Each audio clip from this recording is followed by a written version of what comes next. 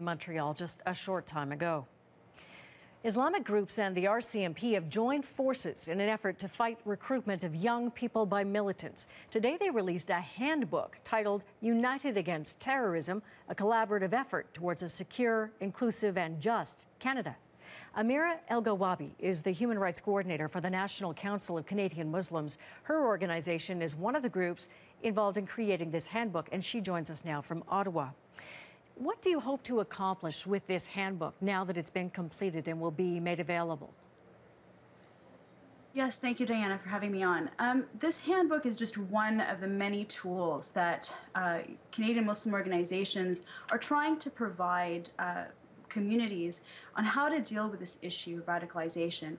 Unfortunately, as we've seen with tragic stories that are coming out about Canadians being lured by radical ideology, this is just one more way, a handbook that will really help families, will help community leaders answer questions that people might have about the kind of ideology and the terminology that they might be hearing and might have questions about. How do you hope that they'll use it? Because one of the things that we have seen over these past many months is that ISIS and other groups have been very sophisticated in using social media to get to these kids and to start the process of recruitment. So who is the book meant for, and how do you see people using it? Well, this book is meant for people, in their homes. It has advice for Canadian Muslim families on how to deal, for example, with their youngsters who might be showing, maybe they have signs of they're kind of retreating away from the family, or they're not really interested in participating anymore.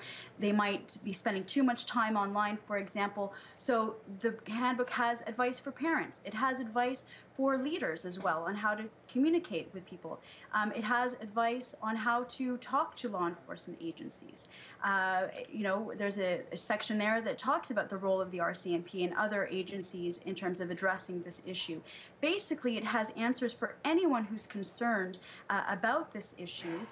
It also offers Canadian Muslims ways in terms of how do they express their opinions about issues, how do they engage with narratives that may be putting things in a us versus them scenario, and we just want to find a middle ground to have discussions that will allow everyone to sort of come out and talk about the issues that might be disturbing them.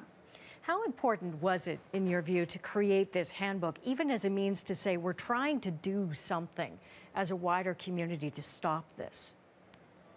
Well, I think, Canadian Muslim leaders and organizations have been at the forefront of addressing the kind of concerns that are being raised when we see young Canadians traveling overseas and participating in these sorts of actions that are, that are completely unacceptable.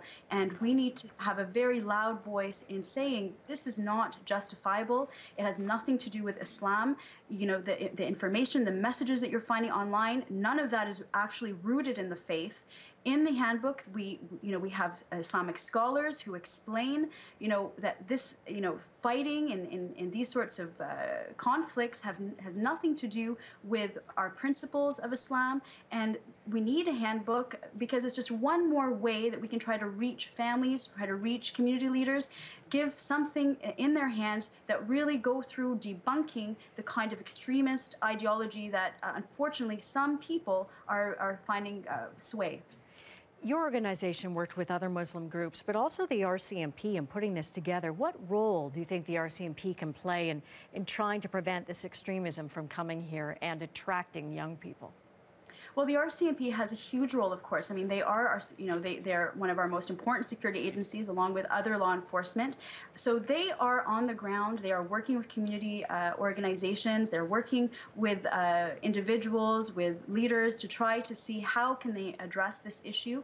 And of course, certainly, this is not an issue that's affecting just Muslims. This is affecting Canadians, and as such, all sorts of people are interested, whether it's people in the schools, whether it's social workers, whether it's law enforcement. I mean, this is a strategy that we need to go forward with everyone who's involved. So they definitely play a very key role. And the handbook also has suggestions and advice for law enforcement agencies on how to deal with this issue. Thanks so much for talking to us about this. It's important for us all, I think, to get a handle on this. Thank you so much, Diana.